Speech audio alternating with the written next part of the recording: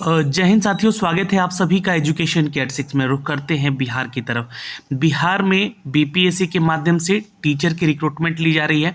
ये teacher recruitment 7th phase को लेकर लिया जा रहा है, यानी कि जो भी लोग यहाँ पर बिहार में एसटीटी क्लियर कर रखे हैं या फिर उनकी बहाली की प्रक्रियाएं, नियोजन की प्रक्रियाएं रुकी हुई हैं, अब उनको राज्यकर्मी का दर्जा दिया जा रहा है, जिसको लेकर यहाँ पे एक नया सिलेबस जारी कर दिया गया।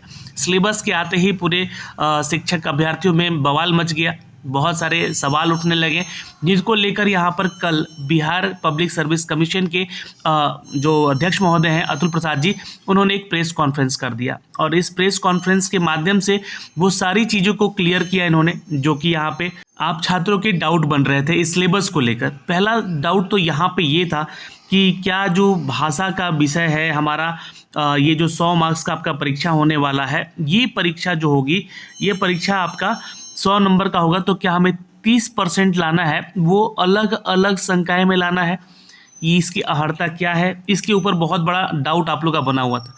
तो इस चीज़ को भी कल अतुल प्रसाद जी ने एक चीज़ क्लियर किया है कि ये जो 30% लाना है आपको, ये ओवरऑल 100 नंबर में लेकर आना है। और ये चीज़ें मैंने आपको पहले वीडियो में अपने बताई भी थी कि यहाँ पर साफ साफ लिखा गया है कि इस पत्र का अहर्तांक कम से कम 30% अनिवार्य है। और इसी चीज़ को जो है बहुत सारे यूट्यूब पे जो लोग हैं यहाँ पे गलत बता रहे थे कि 25 में भी 30% और 75 में भी 30%। ऐसा नहीं है, आपको बता दें कि ओवरऑल 100 में 30 लेके आना है। बहुत सारे छात्र सवाल भी कमेंट करके पूछ रहे थे कि क्या हमारा अंग्रेजी में 0 आ जाए और यहाँ पर हिंदी में 30 आ जाए तो हम पास हो जाएंगे। तो बिल्कुल पास हो जाइएगा, लेकिन इसके ऊपर भी अतुल प्रसाद जी ने कल एक टिप्पणी की है कि अगर आप टीचर बन रहे हैं, आप शिक्षक बन रहे हैं और आपको अंग्रेजी का ही ज्ञान नहीं है, क्योंकि अगर आप सड़क पे चलते हैं तो सड़क पे भी बहुत सारी चीज़ें इंडिकेट की रहती हैं, वो अंग्रेजी में रहती है। तो क्या आप ऐसे शिक्षक या ऐसे अध्यापक बनना चाहेंगे जो कि अंग्रेजी का बिल्कुल ही ज्ञान ना रखता हो? तो वैसे में अगर आपका मार्क्स भी यहाँ पे चेक किया जाएगा, लेकिन ये अहर्ता यही बताती है कि 30% आप लेके आइए और इस 30% लाने के बाद आपका जो है यहाँ पे आपको क्वालिफाई कर दिया जाएगा। लेकिन आपका अंग्रेजी का ज्ञान भी जरूर जांचा जा सकता है। ये अगर ज़्यादा से ज़्यादा तादाद में छात्र गलत कर रहे हैं, 0 नंबर ला रहे हैं, तो उनके लिए थोड़ा सा ये निगेटिव पॉइंट होगा। मैं आपको पहले बता दूं कि 0 मार्क्स लेकर आना इंग्लिश में ये आपको एक अच्छे टीचर की निशानी नहीं बताता है। आपको यहाँ पे स्कोर करना पड़ेगा, आपको पढ़ना पड़ेगा, इसके एग्ज़ाम देना है। अब यहाँ पे जो दूसरा सवाल उठ रहा था कि क्या छात्र यहाँ पे अन्य जो भी सब्जेक्ट है, जैसे विषय वाले सब्जेक्ट है, उसमें भी स्कोर, तो ये आपका क्वालिफाई नेचर है, ठीक है। प्राथमिक अध्यापकों के लिए 150 नंबर का ये पेपर होगा। अब इसमें भी सब्जेक्ट को लेकर इन्होंने बोला कि क्या क्या हमारे सिलेबस है। तो देखिए, इसमें जो आपका सिलेबस दिया गया वो तो साफ साफ क्लियर कर दिया गया है, जो कि जनरल कंपटीशन के एग्ज़ाम होते हैं बीपीएससी के, उसी के आधार पे आपका यहाँ पे क्वेश्चनर पूछा जाएगा। लेकिन बात उठी जब यहाँ पे अन्य माध्यमिक विद्यालय और उच्च माध्यमिक विद्यालयों के बारे में, तो 100 नंबर का पेपर आपको यहाँ भी लैंग्वेज का देना है, इसमें भी आपको क्वालिफाई करना है। बिल्कुल सेम यहाँ पे चीज़ें साफ साफ लिखी भी गई हैं, आप लोग पढ़ सकते हैं कि प्राथमिकी से उच्च माध्यमिक विद्यालयों के लिए, अध्यापकों के लिए ये आपका जो पेपर होना है भाषा का, ये तो आपको एक पेपर देना ही है माध्यमिक और उच्च माध्यमिक वालों को। लेकिन साथ में आपको ये 150 नंबर का पेपर भी देना है, जिसमें कि विषय और सामान्य अध्ययन से संबंधित प्रश्न होंगे। अब विषय से संबंधित 100 क्वेश्चन होंगे। अब इस विषय का सिलेबस पूछ रहे हैं छात्र कि इसका विषय का सिलेबस हम कहाँ से लाएं, तो आपको इस चीज़ का भी क्लियर किया है इन्होंने, अतुल प्रसाद जी ने। यहाँ पे इन्होंने एक चीज़ क्लियर ये किया है कि जिस भी, जैसे मान लीजिए कि आप जो है प्राथमिकी या फिर माध्यमिक या उच्च माध्यमिक के लिए अप्लाई कर रहे हैं, जैसे कि मान लीजिए कि आपने माध्यमिक विद्यालय का अप्लाई किया, तो आपका जो विषय है इन्हीं छात्रों के स्कूल से रिलेटेड होगा।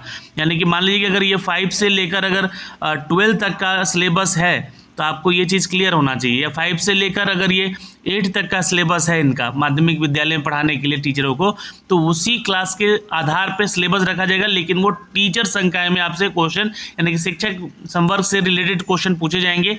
इस बात का ध्यान रखिएगा, ये आपका भाग 1 का सब्जेक्ट होगा। और ये कहाँ से पढ़ना है, तो इन्होंने इस बात का भी जिक्र किया कि आप उन्हीं के सिलेबस को उठाकर देखें जो कि एनसीईआरटी बुक होते हैं या फिर बिहार बीएसईबी का बुक होता है, तो उन्हीं बुकों को उठा के पढ़िए, वहीं से रिलेटेड क्वेश्चन आपके एग्जाम में पूछे जाएंगे। ठीक है, तो इस बात का यहाँ पे इन्होंने जिक्र भी किया है। 50 नंबर जो है यहाँ पे आपको सामान्य अध्ययन यानी कि जीएस पेपर से रहेगा, इसका भी अपडेट दिया है इन्होंने। तो यहाँ पर मार्क्स को लेकर तो सारी चीज़ें इन्होंने क्लियर कर दी है। अब यहाँ पे उन्होंने अपने ट्वीट के माध्यम से भी कुछ चीज़ों को यहाँ पे क्लियर करने का कोशिश किया है, जैसे कि आप लोग इनका ऑफिशियल ट्विटर हैंडल देख सकते हैं आप लोग यहाँ पे आके। ठीक है, यहाँ पे बहुत सारी बातें लिखी गई हैं, कुछ 6 पॉइंट यहाँ पे दिए गए। और ये टीआरई जो है, टीचर रिक्रूटमेंट जो एलिजिबिलिटी है एग्ज़ाम है, उसके बारे में क्लैरिफिकेशन इन्होंने किया है, अभी जस्ट 2 घंटे पहले इन्होंने ये अपडेट दिया है। Language paper just qualify nature, आपका ये जस्ट क्वालिफाई नेचर होगा with the total 30 pass marks, है ना, यानी कि 100 नंबर का पेपर है तो 30 पास मार्क्स आपको लेके आने होंगे। No separate pass marks for English, English के लिए कोई सेपरेट पास मार्क नहीं है। लेकिन प्रेस कॉन्फ्रेंस का वीडियो देखिएगा आप लोग, उसमें एक बात बोला इन्होंने कि हम इस पर भी ध्यान देंगे, है ना, इस पर भी इन्होंने बोला है कि हम फोकस करेंगे ताकि जो है किसी के साथ अन्याय ना हो पाए। छात्र को यहाँ पे पासिंग मार्क्स तो लाना ही है, लेकिन अगर आप 0 लेकर आते हैं तो शायद आपके लिए मुश्किलें बढ़ सकती हैं। ठीक है, लेकिन पढ़ लीजिएगा आप लोग। No negative marking in language paper, language paper में निगेटिव मार्किंग नहीं होगा। ठीक है, तो निगेटिव मार्किंग हटाया जाएगा कहाँ से, तो लैंग्वेज पेपर में। Cut off date for the eligibility will be the 1/8/2023 as per the rule. अब ये जो यहाँ पे लाइन लिख दिया गया है कि जो आपका एज कट ऑफ जो होगा या एलिजिबिलिटी जो भी आपकी है ना, आपके सर्टिफिकेट वगैरह या फिर जो भी यहाँ पे अपडेट दिया गया वो 1 अगस्त 2023 से कैलकुलेट किए जाएंगे। अब इसमें वो छात्र आएंगे जो कि 2019 वाले STAT सितंबर में जो निकला था उसको लेकर यहाँ पर संशय बनेगा, क्योंकि उनका कट ऑफ डेट यहाँ से पार हो जाएगा। तो क्या ये छात्र यहाँ से डिस्क्वालीफाई हो पाएंगे, कुछ ऐसे छात्र, कुछ एक ऐसे छात्र होंगे, तो इसको लेकर भी बहुत बड़ा संशय बना हुआ है। इसके ऊपर अभी आगे चर्चा होगी। ये बात हमने यहाँ पे इसलिए बोल दी कि जानकारी रखनी पड़ेगी आप छात्रों को भी। यहाँ पे देख लीजिएगा आप लोग, can choose only that subject in which STAT clear, यहाँ पे आपको ध्यान में रखिएगा, ये लाइन बोला गया है can choose only that subject in which STAT clear. अब जो छात्र जिस सब्जेक्ट में STAT क्लियर किए हैं उन्हीं सब्जेक्ट को, उन्हीं विषय को चूज़ करेंगे। ठीक है, जैसे कि माध्यमिक विद्यालय के लिए आप अप्लाई कर रहे हैं या उच्च माध्यमिक के लिए अप्लाई कर रहे हैं, तो वहाँ पे एक विषय का भी आपको सब्जेक्ट चूज़ करना है। तो जिस सब्जेक्ट में आपने STAT क्लियर किया है वही सब्जेक्ट वहाँ पे चूज़ कीजिएगा।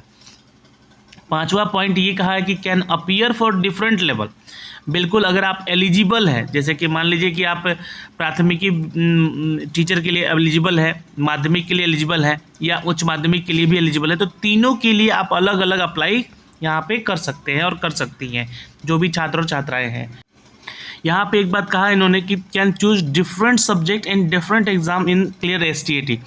आपने प्राइमरी के लिए अप्लाई करना है, माध्यमिक के लिए भी और उच्च माध्यमिक के लिए, तीनों के लिए आप अप्लाई कर सकते हैं। लेकिन आपका जो है उन सब्जेक्ट्स में, जैसे कि आपने माध्यमिक के लिए अप्लाई कर रहे हैं तो उसमें STAT आपका क्लियर होना चाहिए, और अगर उच्च माध्यमिक के लिए अप्लाई कर रहे हैं सब्जेक्ट के लिए तो उस सब्जेक्ट में आपका STAT क्लियर होना चाहिए, तभी आप एलिजिबल हो जाएंगे। ये बात उन्होंने कल प्रेस कॉन्फ्रेंस में भी समझाया था। और biometric authentication will be mandatory, ये बहुत ज़रूरी है आपका। यहाँ पे एक अच्छी चीज़ है कि जिस छात्र का एग्ज़ाम होगा वही छात्र यहाँ पे अपना बायोमेट्रिक देगा और उसकी जगह पे कोई और बैठ के एग्ज़ाम नहीं दे पाए, इसलिए यहाँ पे बायोमेट्रिक यहाँ पे रखा गया है। बाकी यहाँ पे जो भी अपडेट आते रहेंगे इस बहाली की प्रक्रिया को लेकर हम आप तक साझा करते रहेंगे। इस वीडियो के माध्यम से हमने आपको बिहार में शिक्षक बहाली की प्रक्रियाओं को लेकर जो अपडेट है उनको हम आप तक साझा कर रहे हैं। यहाँ पे सिलेबस के बारे में भी मैंने लास्ट वीडियो में वो बनाया है, उस वीडियो को जरूर देखिएगा। सिलेबस क्या है, यहाँ पे विषय को लेकर आज यहाँ पे बहुत सारी चीज़ें क्लियर हुई हैं, सब्जेक्ट्स को लेकर जो माध्यमिक और उच्च माध्यमिक विद्यालय में छात्र इसको चूज़ करेंगे। और टोटल सीट के बारे में भी कल प्रेस कॉन्फ्रेंस में बताया गया है कि लगभग 1,70,943 है ना, अब यहाँ पे सीट यहाँ पे इनको मिल पाया है, अधियाचनाएं मिल पाई है BPSC को, जिसका ये वैकेंसी दिया जाएगा। निगेटिव मार्किंग हटाया गया है लैंग्वेज पेपर में, और यहाँ पे इसको भी आज यहाँ पे माननीय अतुल प्रसाद जी ने यहाँ पे इसको क्लियर कर दिया है। तो ये एक अपडेट था दोस्तों शिक्षक बहाली को लेकर। अगर आपके कोई डाउट है कमेंट सेक्शन में कमेंट करके ज़रूर पूछिएगा। जय हिंद। चैनल पे नए हैं तो प्लीज़ चैनल को सब्सक्राइब कीजिए अभी और वीडियो को शेयर कीजिए जल्दी से।